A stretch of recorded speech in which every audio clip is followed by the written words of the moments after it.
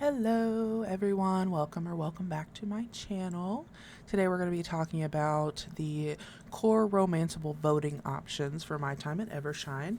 We have unlocked the option to vote for two, so that's super exciting. So we're going to go through each of these. Pathea gave us a little bit of background on each of them, and we're going to take a look at it.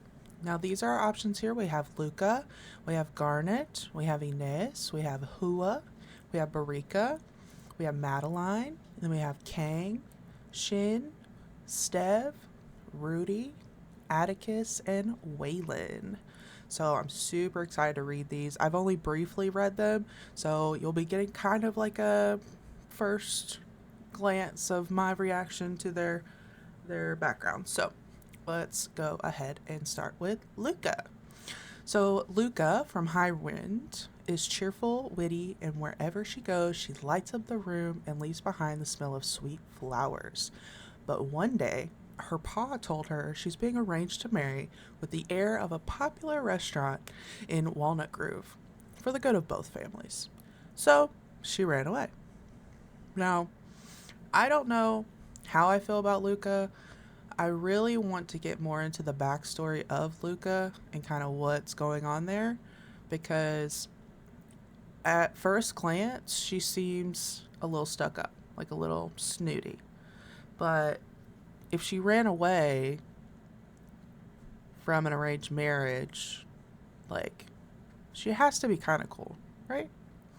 So, not sure 100% about what's going on with that, but there is the background on Luca, and I like the outfit.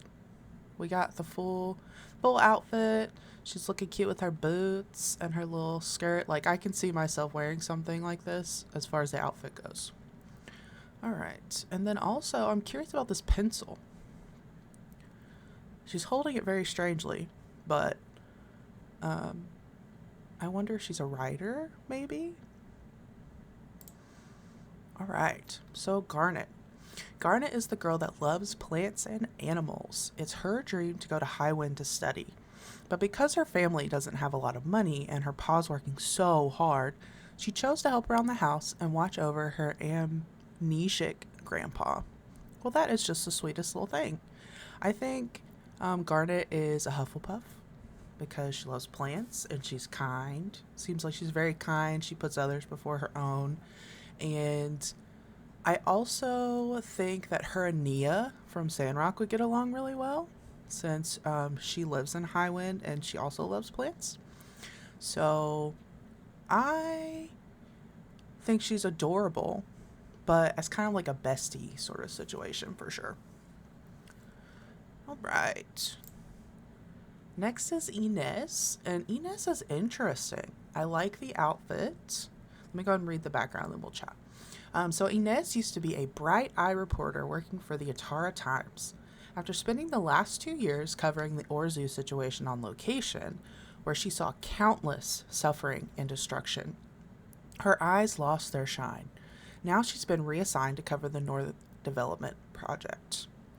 So she would know Ernie.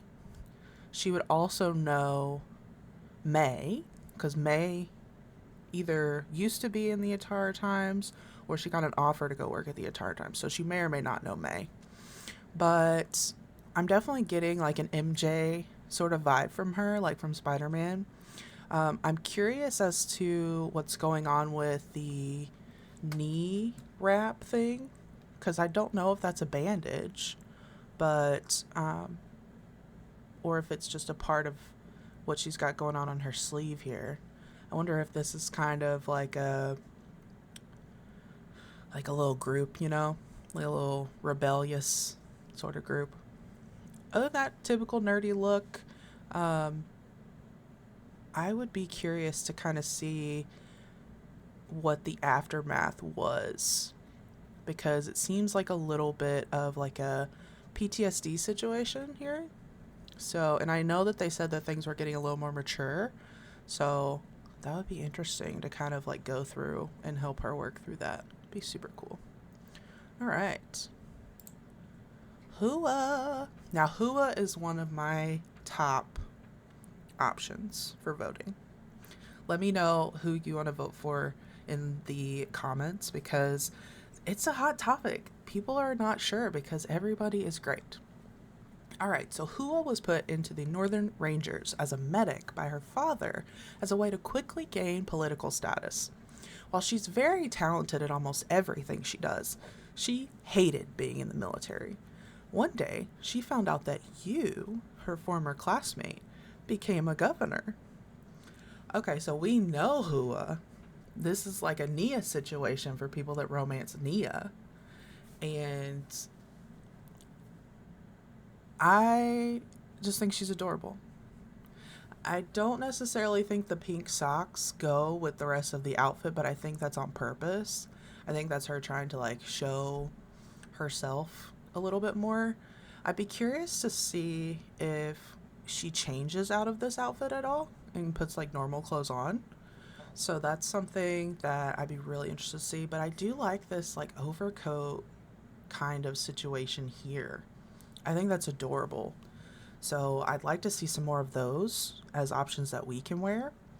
And then I don't know, her face is gorgeous. Her eyes, like they're just I can't like describe the color because it's a little bit small, but they're like glowing from brown. Cuz like a lot of people have brown eyes. I have brown eyes. It's just very like brown.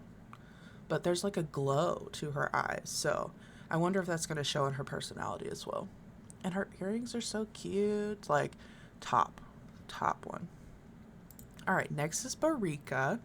And for those of you that are Disney adults, she is giving the in Spaceship Earth, the girl in the like lab room. I can't remember what people call her, but that's what she's giving. I'm also getting like Mad Velma vibes. So I think she's going to have a little bit of sass just based on what I'm seeing here. I hope so anyway. She may just be really even keeled like Petra is, but I would hope to see a little bit more personality. So Barika is an engineer from Lucian that works for Musa, the richest man in the Free Cities. She's always cool under pressure and resourceful, but after a regrettable accident, she begun to have self-doubts. Musa sent her out here to cool her head. Interesting. I'm curious. I just want to know everything. Tell me everything about everyone. I love the little cat eye glasses. I'm digging the tights. Purple's my favorite color, so I love that she's accessorizing with purple. And then I love the hair color choice. I just think that's amazing. And it suits her skin tone really well. And yeah, I mean, I would vote for her. I'm really torn on my second choice because Hua is a very like clear first choice. But Barika's kind of my second. All right, so Madeline. Madeline has worked hard all her life in the trade business. She has always wanted to find love, but never had the time for it, and she's resigned to that fact. Now she's helping Director Gowdy by expanding her trade networks to the border for the North Development Project. Now, I'm going to be completely honest. I'm not digging Madeline. I don't know why. I'm just not. Maybe I'm not a fan of blondes, because I don't really like Luca either. But, I don't know. It could also be the outfit. It's just, she seems distant and just kind of like boring, if I'm being completely blunt. But I don't know that I would do a romance option for her. I can see like maybe her and Director Gowdy having like maybe a side thing going on. That would be kind of cool to see, but she's definitely not my first or top choice. That's for sure. All right. Next is Kang. And hold on, I'll just read the background. Kang from Highwind is a young and ambitious builder. His dream is to win a build-off against the builder of the decade in Sandrock.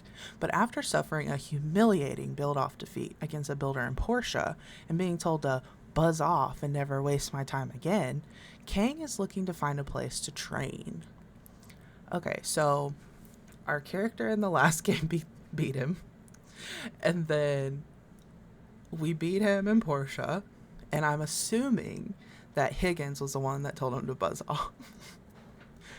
Yikes. Kang is giving mad Pokemon trainer vibes, and I'm here for it.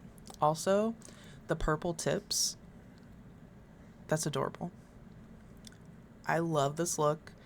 He seems like he's going to have a very interesting story to kind of go through. Plus, this will probably be my second choice just because he's a builder. And that's kind of like, I'm always gravitating towards like the builder, because that's what we were in the past 2 games. But yeah, interested to learn more about Kang, that's for sure. Very neutral. I'd like to see him in a different sort of outfit. I know this is probably like work attire, but like, what does he wear like when he's off work? That sort of thing.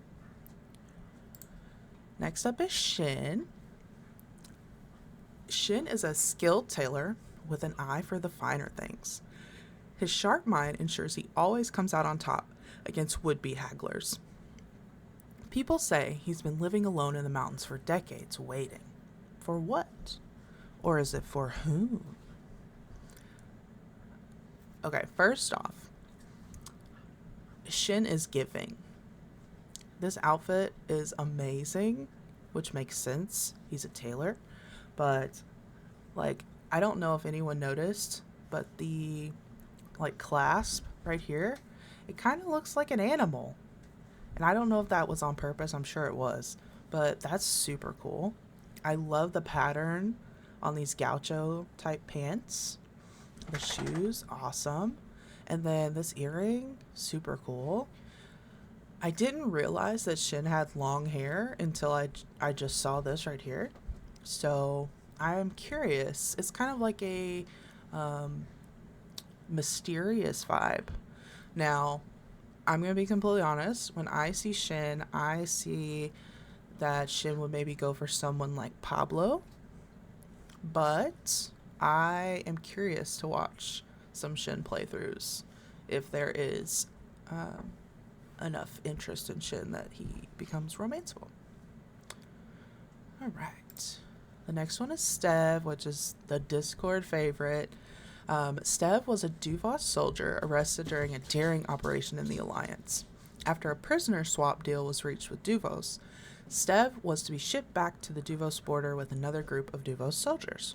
But somehow he ended up all alone in the northern Eufaula. I don't want to romance Stev personally, but I want to watch other people romance Stev. So that would be the only reason that Stev would be my other choice. But obviously he looks a lot different from Sandrock. A lot of people find him very attractive. He's very good looking. But I want to know how he ended up here in the northern Eufaula. I need to know this backstory. So, I just have this like gut feeling because of how popular he is in the Discord that he's gonna be one of the options. So, I am kind of excited to kind of get more information about this.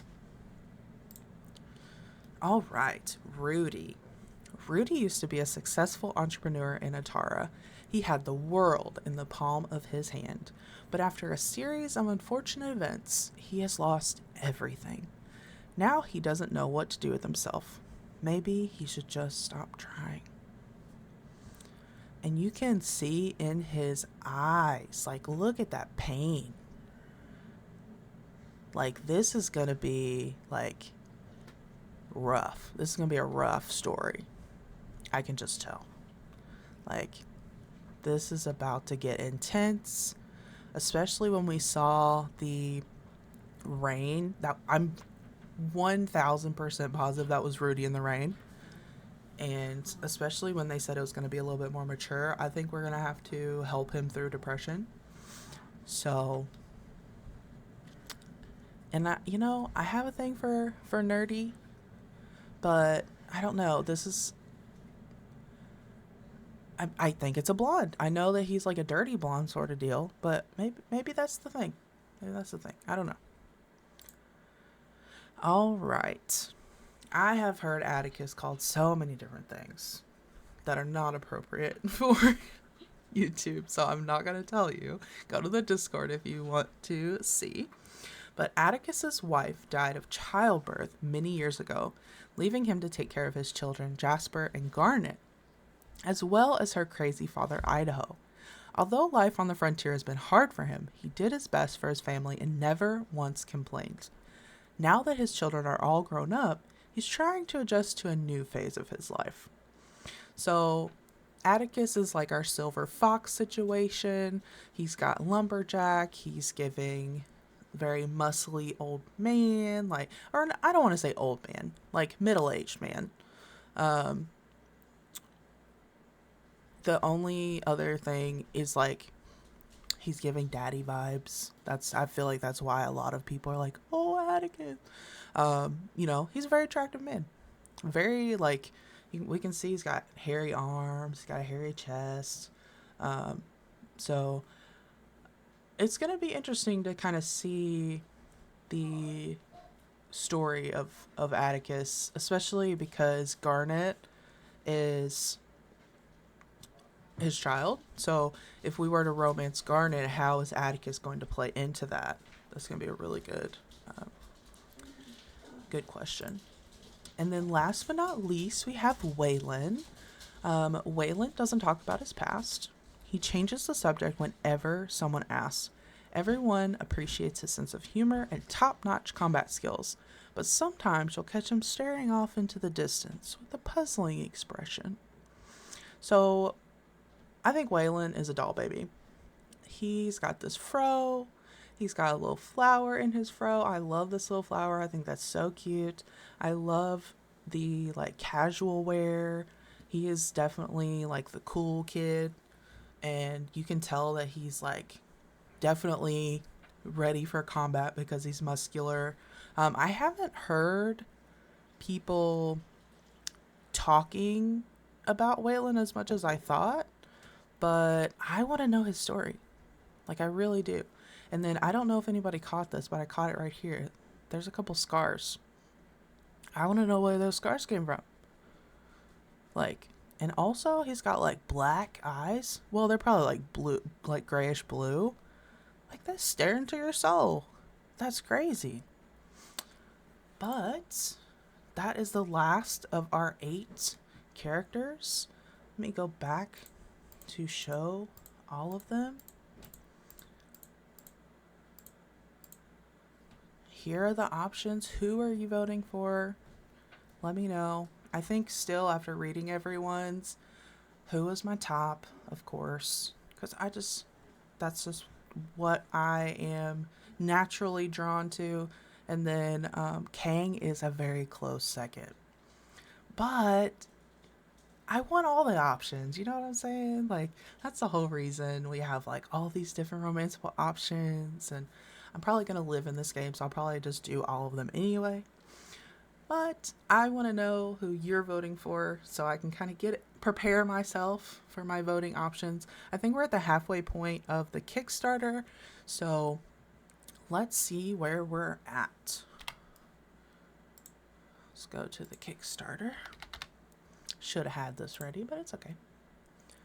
Won't take that long. Scroll up. We are currently at 1.8 mil. So that is exciting. Let me know which tier you chose, what you think about the game, if you're excited for the game, and I will see you on the next one. Peace.